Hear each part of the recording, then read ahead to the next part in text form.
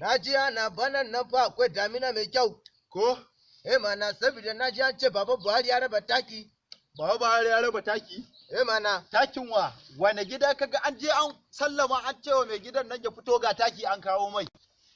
In ji ba ka ga masara yana wuce sauran mutane ba?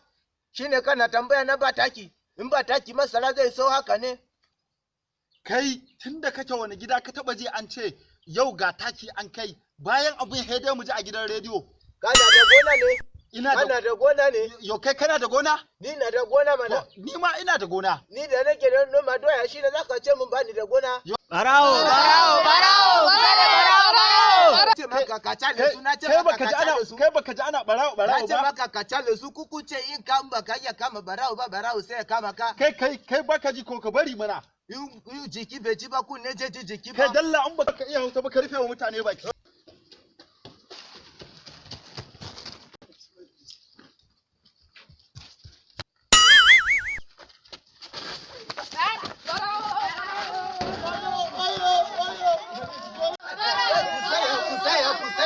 Barawo ya bi nan ya gudu. To kai ainihin dan gwari to me ya faru in ba barawo bane? Wannan ba barawo ba. Subhanallahi wato ainihin isbir wato ainihin kai hakuri. Kai ni ma za ka shigo wannan ainihin tarkon. Wayo kai dan gwari. Ya jiki. Wayo. Ya wani irin wayo Allah na. Ba haka dan nan ga munan. Ya dan gwari a kai ni gida. Ba ta shi. Domin samun ingantattun shirye-shiryenmu da zarar mun ɗora.